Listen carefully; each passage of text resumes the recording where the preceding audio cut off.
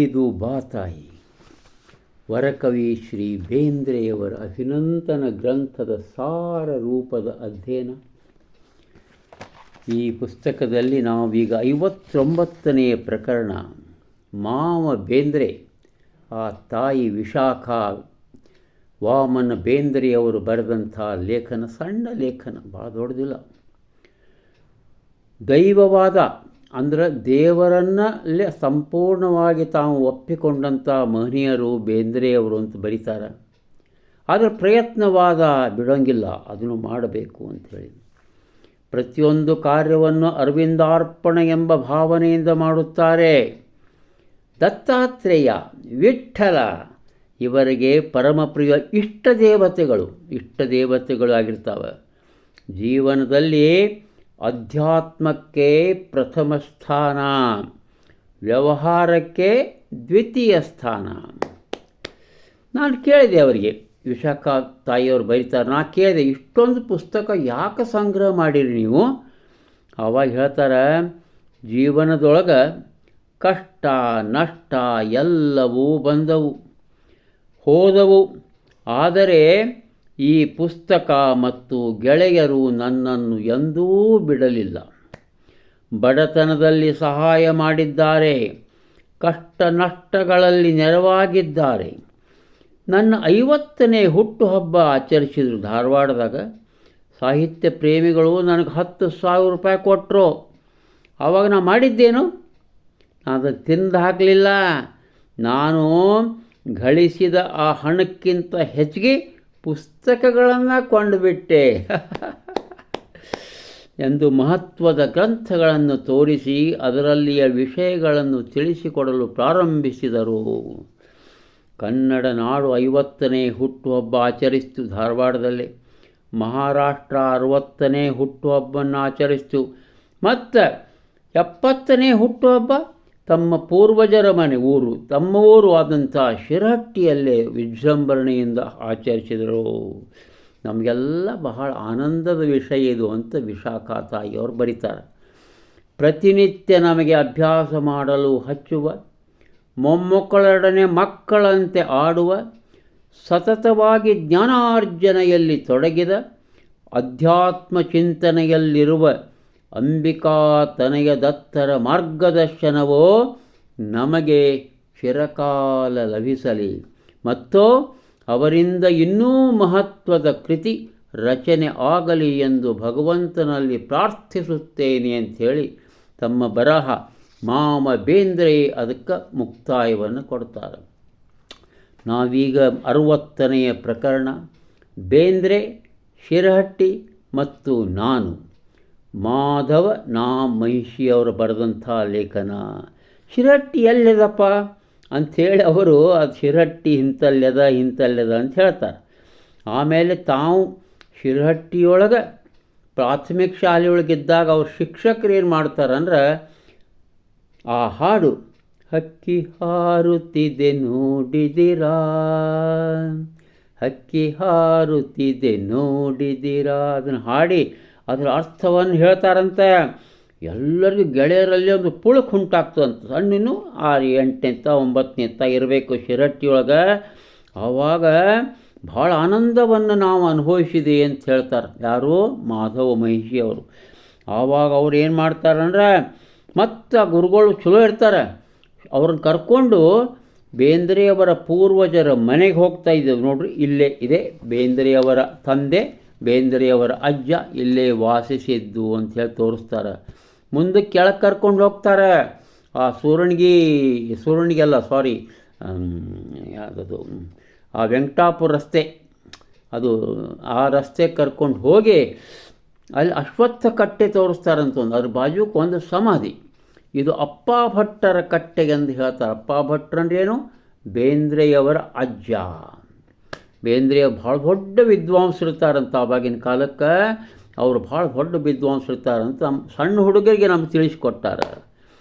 ಬೇಂದ್ರೆ ಅವರು ಶಿರಹಟ್ಟಿಯಲ್ಲಿ ಹುಟ್ಟಲಿಲ್ಲ, ಶಿರಹಟ್ಟಿಯಲ್ಲಿ ಬೆಳೆಯಲಿಲ್ಲ ಅವರು. ಆದರೆ ಶಿರಹಟ್ಟಿ ತಮ್ಮೂರೇ ನಮ್ಮೂರೇ ಅಂತ ನಮಗೆ ಬೇಕಾದಷ್ಟು ಸರಿ ಹೇಳಿದ್ದಾರೆ. ಅವರು ಅಕಸ್ಮಾತ್ ಒಪ್ಪದಿದ್ದರೂ ನಾವು ಹೇಳ್ತೇವೆ ಅಷ್ಟು ಆಧಾರ ಗ್ರಂಥಗಳು ನಮ್ಮಲ್ಲಿವೆ ಅಂತ ಮಹಿಷಿಯವರು ಹೇಳ್ತಾರೆ. ಮಹಿಷಿಯವರು ತಮ್ಮ ದೊಡ್ಡಪ್ಪ, ನಮ್ಮ ತಂದೆಯವರ ದೊಡ್ಡಪ್ಪ ದಿವಂಗತ್ ಅಶ್ವತ್ಥರಾವ್ ಮಹಿಷಿಯವ್ರ ಬಗ್ಗೆ ಬರೀತಾರೆ.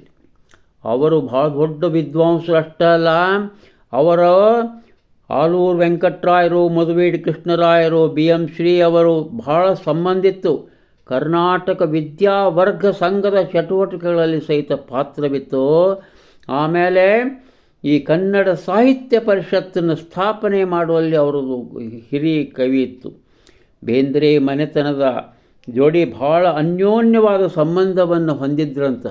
ಅವರ ಬೇಂದ್ರೆಯವರ ಅಜ್ಜ ಅವ್ರ ಜೋಡಿ ಅವಾಗ ಕೆಲವರು ದಾನವಾಗಿ ಕೊಟ್ಟಂಥ ಹೊಲಗಳಿದ್ವಲ್ಲ, ಅದರ ಮೇಲ್ವಿಚಾರಣೆಯನ್ನು ಅಶ್ವತ್ಥರಾವ್ ಮಹಿಷಿ ಅವರು ಮಾಡ್ತಾಯಿದ್ರು. ಆಮೇಲೆ ಎಷ್ಟು ಆಶ್ಚರ್ಯ ಅನ್ನಿಸ್ತಂದ್ರೆ, ಇವರು ಮಜಾ ನೋಡ್ರಿ, ಅಶ್ವತ್ಥರಾವ್ ಮಹಿಷಿ ಅವರು ಲಗ್ನ ಮಾಡ್ಯಾರ. ಯಾರ್ದು? ಬೇಂದ್ರೆಯವರ ತಾಯಿ ಲಗ್ನ ಅವರು ಮಾಡ್ಯಾರ. ಬರೀತಾರೆ ನೋಡ್ರಿ, ದತ್ತಾತ್ರೇಯರ ತಾಯಿ ಅಂಬೂತಾಯಿಯವರು ಗೋದುಬಾಯಿಯವರ ಪರಿಚಯ ನನಗೆ 1888ನೇ ಇಸ್ವಿಯಲ್ಲಿ ಆಗಿದೆ. ನಾನು ಆಗ ಧಾರವಾಡ ಹೈಸ್ಕೂಲ್ನಲ್ಲಿ ಕಲಿಯುತ್ತಿದ್ದೆ. ಆ ಸಮಯದಲ್ಲಿ ನಾನು ಗೋದುಬಾಯಿಯವರ ಮನೆಯಲ್ಲಿಯೇ ಊಟ ಮಾಡ್ತಾಯಿದ್ದೆ. ಗೋದುಬಾಯಿಯವರು ಅಂಬೂತಾಯಿಯ ಮದುವೆಯನ್ನು ಮಾಡಬೇಕೆಂದು ವರ ಸಂಶೋಧನೆ ನಡೆಸಿದ್ದರು. ಗೋದುಬಾಯಿಯವರಿಗೂ ನನಗೂ ಸಾತ್ವಿಕ ಮನೆತನದ ವರನನ್ನು ಹುಡುಕಿ ಕೊಡಲಿಕ್ಕೆ ಹೇಳಿದರು. ಶಾಲೆಯ ಬಿಡುವಿನಲ್ಲಿ ನಾನು ಶಿರಹಟ್ಟಿಗೆ ಬಂದಾಗ ರಾಮು ತಾತ್ಯ ಇವರ ಮೊದಲ ಹೆಂಡತಿ ತೀರಿಕೊಂಡ ಸುದ್ದಿಯನ್ನು ಕೇಳಿದೆ. ಅಪ್ಪ ಶಾಸ್ತ್ರಿಗಳು ಕನ್ಯೆಯ ಶೋಧನೆಯಲ್ಲಿ ಇದ್ದಾರೆಂದು ಕೇಳಿದೆ. ಆದ್ದರಿಂದ ಅಪ್ಪ ಶಾಸ್ತ್ರಿಗಳನ್ನು ಕಂಡು ನಾನು ಮದುವೆಯ ಪ್ರಸ್ತಾಪವನ್ನು ಮಾಡಿದೆ. ಹುಡುಗ ಅಶ್ವತ್ಥರಾಯರು ಅವರು ಕರ್ಕೊಂಬರ್ರಿ, ಗೋದುಬಾಯಿಯವ್ರನ್ನ ಕರ್ಕೊಂಬರ್ರಿ ಅಂದರು. ಗೋದುಬಾಯಿಯವರು ಅಂಬವ್ವನ ಕರ್ಕೊಂಡು ಹೋದರು. ರಾಮು ತಾತ್ಯ ಅವರು ನೋಡಿದರು. ಲಗ್ನ ಆಗೇ ಬಿಡ್ತು. ಲಗ್ನ ನಿಶ್ಚಯ ಆಯಿತು. ಮುಂದೆ ಶಿರಹಟ್ಟಿಯೊಳಗನ ಅವ್ರ ಲಗ್ನ ಆಯಿತು. ಯಾರ್ದು? ಬೇಂದ್ರೆ ಅವರ ತಾಯಿ ಅವ್ರದ್ದು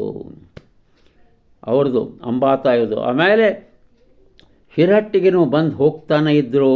ಆಮೇಲೆ ರಾಮು ತಾತ್ಯ ಅಂಬೂತಾಯಿ ಅಂದರೆ ರಾಮು ತಾತ್ಯ ಅಂದರೆ ರಾಮಚಂದ್ರ ಬೇಂದ್ರೆ, ಅಂಬೂತಾಯಿ ಅಂದರೆ ಅಂಬವ್ವ, ಅಂಬಿಕಾತನೈ ಅಂತ ಏನು ಬರ್ಕೋತಾರಲ್ಲ ಅವರಿಗಿಬ್ಬರು ಗಂಡಸು ಮಕ್ಕಳು ಉಳಿದವರು ಇಬ್ಬರು ದತ್ತರಾಯರು, ಕೃಷ್ಣರಾಯರು ಅಂತ ಬರ್ಕೋತಾರೆ, ಇಬ್ಬರು ಗಂಡು ಮಕ್ಕಳು ಅಂಥೇಳಿ.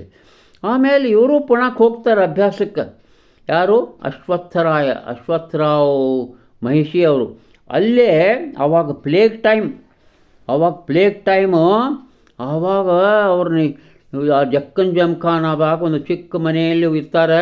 ಅದು ಪ್ಲೇಗ್ ಹಬ್ಬಿದ್ದಕ್ಕೆ ಊರು ಹೊರಗೆಲ್ಲ ಟೆಂಟ್ ಹೊಡ್ಕೊಂಡಿದ್ದು ಬಿಡ್ತಾರೆ. ಅಲ್ಲೂ ಬೇಂದ್ರೆ ಅವರು ಇನ್ನೂ 16-18 ವರ್ಷದ ಹುಡುಗ ಏನೋ ಅವ್ರು ಇರ್ತಾರೆ, ಟೆಂಟ್ನೊಳಗಿರ್ತಾರೆ. ಒಮ್ಮೆನೋ ಹೊರಗೆ ಹೋಗಿರ್ತಾರೆ ಎಲ್ಲೋ. ಆವಾಗ ಅಶ್ವತ್ಥರಾಯರು ಅವ್ರು ನೋಡಬೇಕು ಅಂತ ಆ ಟೆಂಟ್ನಾಗ ಬರ್ತಾರಂತ. ಅಲ್ಲಿ ಬಂದಾಗ ನೋಡ್ತಾರೆ, ಇವ್ರು ಬರೆದಿಟ್ಟಂಥ ಗ್ರಂಥಗಳನ್ನು ನೋಡಿ ಭಾಳ ಸಂತೋಷ ಅನ್ನಿಸ್ತಂತ ಅವರಿಗೆ. ಆಹಾ, ನೋಟ್ಬುಕ್ಗಳನ್ನು ನೋಡಿ ಓದಿ ಆಹಾ ಏನು ಚಂದ ಬರ್ದಾನಿವ ಅಂಥೇಳಿ ಭಾಳ ಸಂತೋಷ ಅನಿಸಿ ಅವ್ರು ಬರ್ತಾರೆ. ಬಂದ ಕೂಡಲೇ ಅವ್ರನ್ನ ಅಪ್ಕೋತಾರಂತ. ನೀನು ಅದ್ಭುತವಾಗಿ ಬರಿತಾ ಇದ್ದೀಪ್ಪ, ನೀ ಬರ್ಕೋತ ಹೋಗು, ನಿನಗೆ ಅಭಿನಂದನೆ ಅಂತ ಹೇಳ್ತಾರೆ. ಹೇಳಿ ಆವಾಗ ಅವ್ರಿಗೆ ಆಶೀರ್ವಾದ ಮಾಡಿದಂಥ ಮಹನೀಯರು ಅಶ್ವತ್ಥರಾವ್ ಮಹಿಷಿ.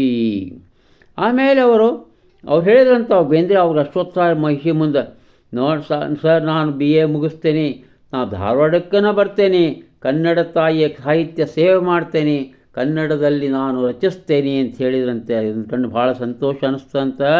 ಆವಾಗ ಬರ್ದಾರವರು, ತಿರುಳುಗಂಡಿನಾಡಿನ ಶಿರಹಟ್ಟಿಯ ಕೊಂಕಣಸ್ಥ ಮನೆತನ ಒಂದರಲ್ಲಿ ಕನ್ನಡದ ಕವಿಯವರನ್ನೊಬ್ಬನು ಜನ್ಮ ತಾಳಿದುದನ್ನು ಕಂಡು ನನಗಾದ ಆನಂದವನ್ನು ವ್ಯಕ್ತಪಡಿಸಲು ನನ್ನ ಶಬ್ದ ಸಂಪತ್ತಿಯು ಸಾಲದೆಂದು ಹೇಳದಿರಲಾರೆ. ದತ್ತರಾಯರು ಧಾರವಾಡದಲ್ಲಿ ನೆಲೆಸಿದಂದಿನಿಂದ ಶಿರಹಟ್ಟಿಗೆ ಹಲವಾರು ಸಲ ಬಂದಿದ್ದಾರೆ, ವ್ಯಾಖ್ಯಾನ ಕೊಟ್ಟಿದ್ದಾರೆ, ಕಾವ್ಯಾಮೃತ ಉಣಿಸಿದ್ದಾರೆ, ಪ್ರಗಲ್ಭ ವಿಚಾರ ಪ್ರಭಾವವನ್ನು ಬೀರಿದ್ದಾರೆ.